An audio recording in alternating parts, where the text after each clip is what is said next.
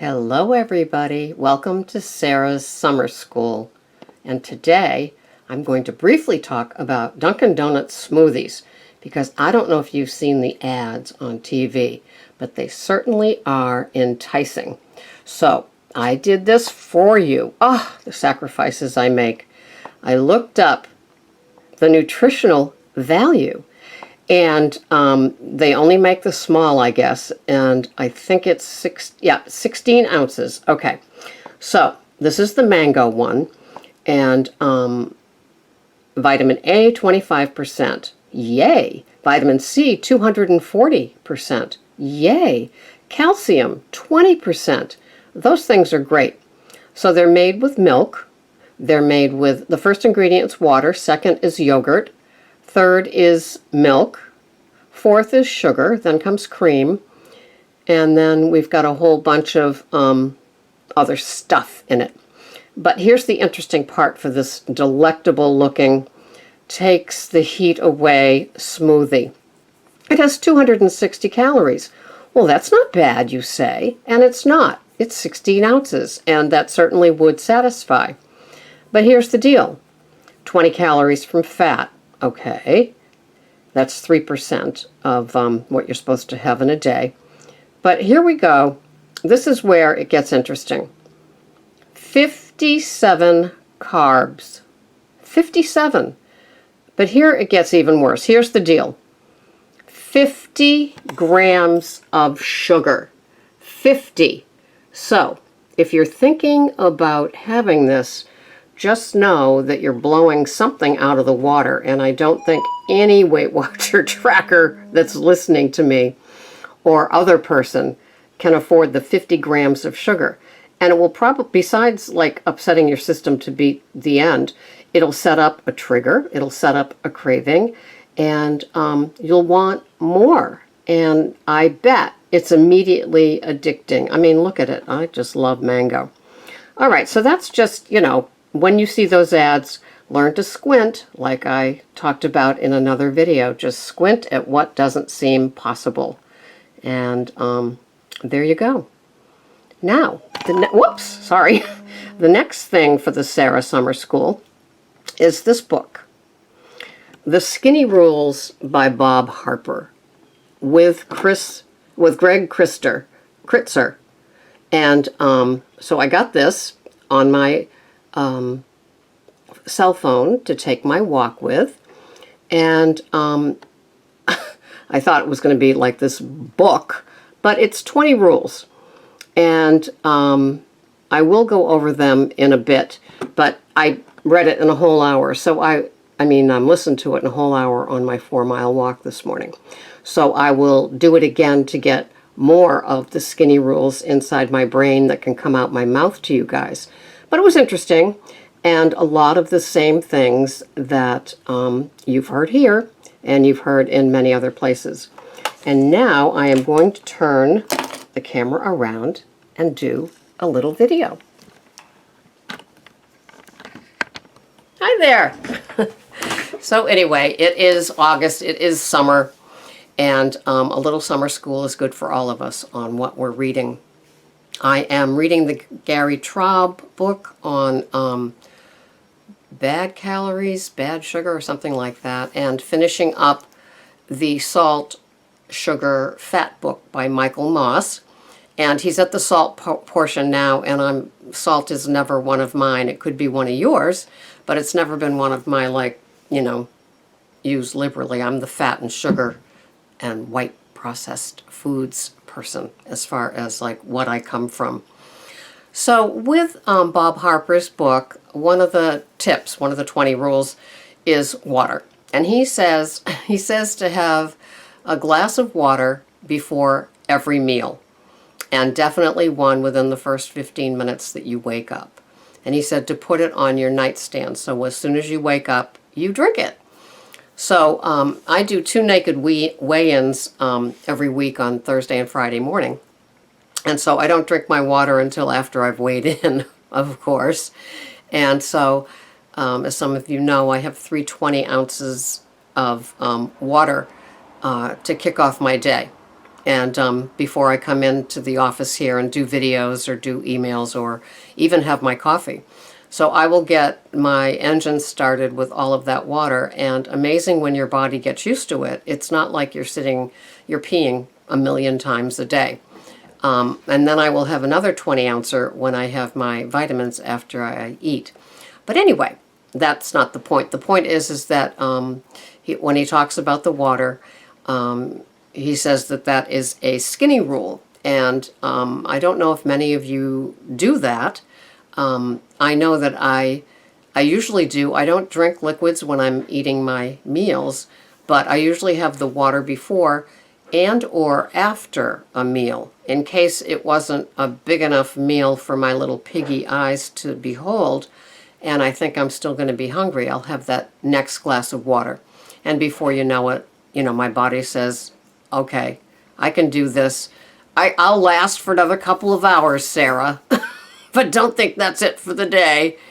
And another thing that he talked about was if you're going to have extra protein or even a treat, he says make sure you have that extra fiber. And I'm sure he means in the form of plant-based. He didn't elaborate, but definitely. And I've done that. I have a ton of veggies when I have my steak on Saturday nights. And, I've just got that idea that it's just whooshed away, right? So those are 2 of the 20 tips. More protein, have more plant-based fiber in your diet, and drink the water every morning and immediately upon arising. So that's kind of cool.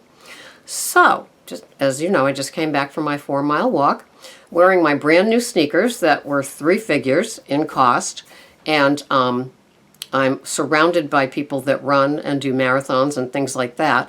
And so they said, will you just go to that specialized sneaker store? And that is because I bought these hot pink and black Under Armour sneakers at TJ Maxx, and I thought it was a coup. And I'm telling you, I was a hurting puppy. And when I walked with my marathon friend 2 days ago, I'd already done my 4-mile walk with them on, and I was band-aided up. I was like, so I figured, well, I can do the next 5-mile walk because that's my 9-mile day. And so we got probably 4/5 we got 4 miles into the 5, and I couldn't do it. And because she's a jogger, she could jog and get the car and come and get me. So I took off my sneakers and I was just walking towards where she would be driving to meet me. And so she yelled at me appropriately. And she's also a nurse at Brigham Women's in Boston. So she's like at the top of the heap of nurses, top of the wonderful heap of nurses. And so she's touching my Achilles heel after, and I said, it's really nothing. It's really nothing, as I'm wincing and being quiet. What a baby. What a liar. So anyway, I went and got these new sneakers, and they do make a difference. And surprisingly, with sneakers, because I tried on 2 pair, I'm a size bigger. And it was just so funny because it's like when he said I'm a size bigger, I mean, you'd think it was pants sizes or something, where you get that haughty thing where it's like, but people are going to know it's a size bigger sneaker. Does our disease know any boundaries? No, nothing's off limits with us with where we go with that. Oh my God. And seeing I walk in the dark, like who's really going to notice these sneakers? The 5 homeless people that I pass that are smoking cigarettes, and very glad that 7-Eleven is open? I don't think so. So did that. Went to the beach yesterday, and one of my friends has lost 20 pounds, not on Weight Watchers, by doing it herself. And surprisingly, she's coming to the same acceptance of breads. And she had full-fat ice cream the other day, and she said it played such a number on her stomach.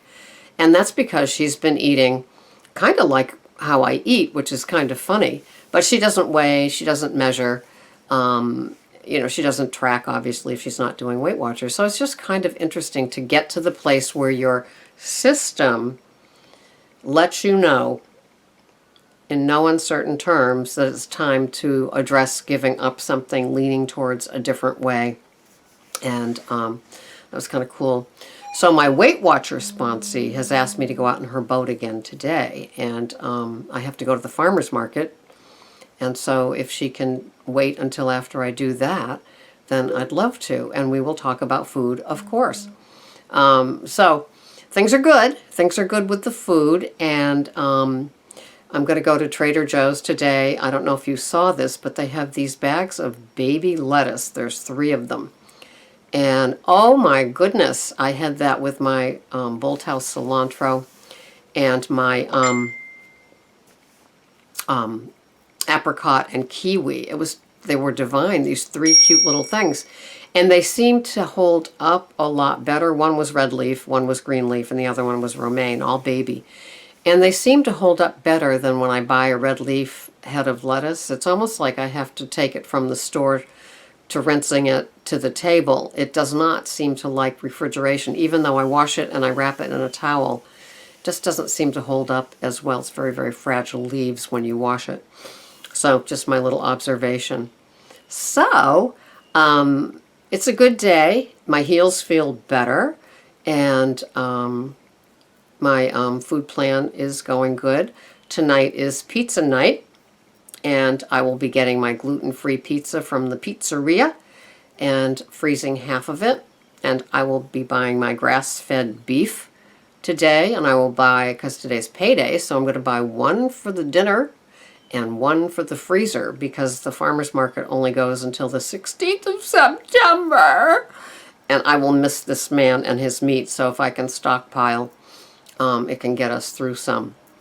And there is a local organic farm that raises these little piggies that, heritage pigs or something. And so that's on my list to do tomorrow, to travel over there and see what, like, pork chops they have available and things like that. And also 1 for my freezer and 1 for the table. So that's my fun today from this little organic, evolving woman.